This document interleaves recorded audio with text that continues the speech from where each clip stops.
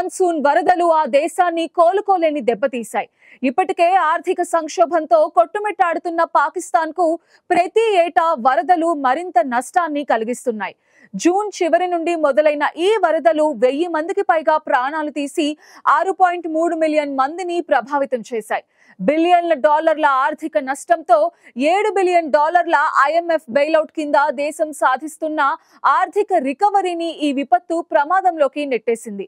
2022లో దేశంలో మూడింట ఒక వంతు మునిగిపోయిన తర్వాత ఇది పాకిస్తాన్ను తాకిన అతిపెద్ద విపత్తుగా నిలిచింది. సెప్టెంబర్ 22 నాటికి 1006 మంది మరణించగా అందులో ఖైబర్ పఖ్తూన్ఖ్వాలోనే 504 మరణాలు సంభవించాయి.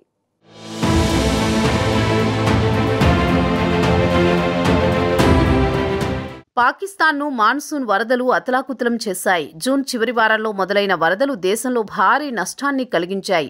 1000 మందికి పైగా మృతి చెందగా మరో 1000 మంది గాయాల పాలయ్యారు. ఇక 2.9 మిలియన్ల మంది నిరాశ్రయులుగా మారిపోయారు. కేవలం ఖైబర్ పఖ్తూన్ఖ్వాలోని 504 మంది మరణించగా పంజాబ్, సింధ్, బలూచిస్తాన్, పాక్ ఆక్రమిత కశ్మీర్లో కూడా వరదలు తీవ్ర నష్టాన్ని కలిగించాయి. 6.3 మిలియన్ల మంది ఈ వరదల నుంచే ప్రభావితమయ్యారని 2022లో వచ్చిన వరదల తర్వాత ఇదే అతిపెద్ద విపత్తు అని పాకిస్తాన్ నేషనల్ డిజాస్టర్ మేనేజ్మెంట్ పేర్కొంది. ఆ సమయంలో 1700 మంది మరణించగా $30 బిలియన్ల నష్టం వాటిల్లింది. అయితే ఈ ఏడాది వరదలు ప్రీ మాన్సూన్ భారీ వర్షాలతో మొదలై మాన్సూన్ సీజన్లో మరింత తీవ్రమయ్యాయి. ఈ విపత్తు గ్రామీణ, పట్టణ ప్రాంతాలను ఒకేలా దెబ్బతీసింది. మౌలిక సదుపాయాలు తీవ్రంగా ధ్వంసమయ్యాయి.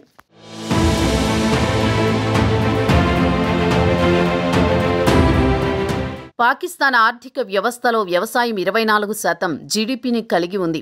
అంతేకాక 40% వర్క్ ఫోర్స్కు ఉపాధి కల్పిస్తుంది. పంజాబ్ దేశ వ్యవసాయ రాజధానిగా పేరుగాంచింది. అయితే ఇక్కడ 18 లక్షల ఎకరాల సాగు భూమిని వరదలు ముంచెత్తాయి. పాకిస్తాన్ ఫార్మర్స్ అసోసియేషన్ ప్రకారం 50% వరి పంటలు, 60% పత్తి, జొన్న పంటలు ధ్వంసమయ్యాయి. ఇటీవలి దశాబ్దాల్లో ఇలాంటి విపత్తు చూడలేదని నిపుణులు చెబుతున్నారు.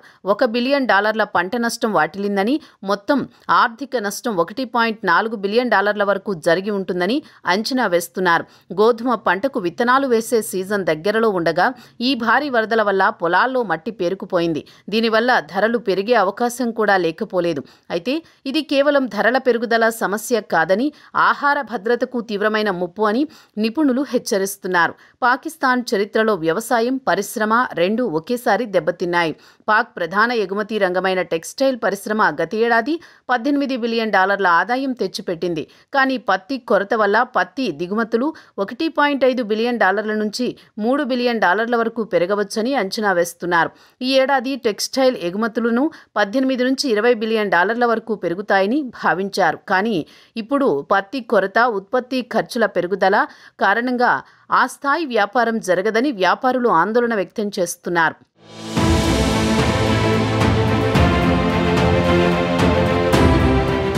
ఇక వరదల కారణంగా పాకిస్తాన్ వాణిజ్య లోటు దాదాపు $6 బిలియన్ వరకు పెరిగే అవకాశం ఉంది. కేవలం పత్తి దిగుమతుల ఖర్చే $1.06 బిలియన్ కాగా టెక్స్టైల్, బియ్యం, చక్కెర ఎగుమతుల నష్టాలు కలిపి $3 బిలియన్ చేరవచ్చని అంచనా వేస్తున్నారు.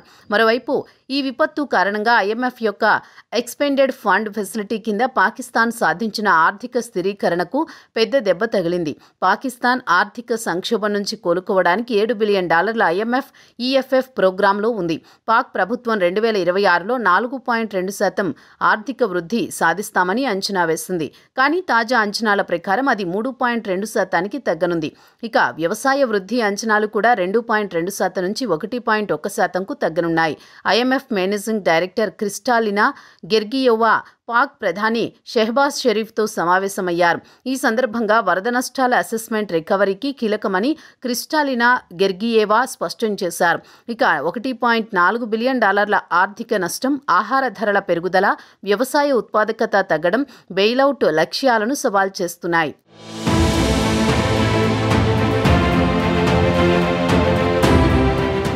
రాబోయే సమీక్షలో పాకిస్తాన్ బడ్జెట్ అత్యవసర నిధులు వరదల కారణంగా వచ్చిన ఖర్చులను ఎదుర్కోవడానికి సరిపోతాయో లేదో పరిశీలిస్తామని ఐఎంఎఫ్ రెసిడెంట్ ప్రతినిధి మహీర్ బినిసి తెలిపారు. ఇప్పటికే ఐఎంఎఫ్ పాకిస్తాన్కు సహాయం కోసం ప్రత్యేకంగా $1.4 బిలియన్ వాతావరణ సహన నిధిని ఆమోదించింది. జూన్ చివరి నుంచి రికార్డు స్థాయి వర్షాలు, భారత్లోని ఆనకట్టల నుండి నీటి విడుదలతో పాటు పంజాబ్, సింధ్ ప్రావిన్సులలో విస్తారమైన వరదలు పాక్ను అతలాకుతలం చేశాయి. ఇంకా నీరు తగ్గని ప్రాంతాలు ఉండడంతో ఈ సంవత్సరం సెప్టెంబర్ చివరి వరకు కొనసాగే మాన్సూన్ ప్రభావం 2022లో $30 బిలియన్ నష్టం చేసిన వరదల కంటే ఎక్కువగా ఉండవచ్చని అధికారులు హెచ్చరిస్తున్నారు. పాక్ ప్రభుత్వం వరద సహాయక చర్యలను ముమ్మరం చేసింది. యుఎన్తో పాటు ఇతర సహాయక సంస్థలు ఎమర్జెన్సీ ఫండింగ్ను అందిస్తున్నాయి. అయితే వరదల కారణంగా నిరాశ్రయులైన 29 లక్షల మంది ప్రజలకు ఆశ్రయం, ఆహారం, వైద్య సహాయం అందించడం పాక్కు కష్టతరంగా మారింది. వరదల కారణంగా రోడ్లు, వంతెనలు, ఇతర మౌలిక వస్తువులు తీవ్రంగా దెబ్బతిన్నాయి. వాటిని పునర్నిర్మించడం పాకిస్తాన్కు సవాల్తో కూడుకుంది. ధరల పెరుగుదలతో పాటు పంటల నష్టం కారణంగా ఆహార సంక్షోభం కూడా తలెత్తే అవకాశం ఉంది.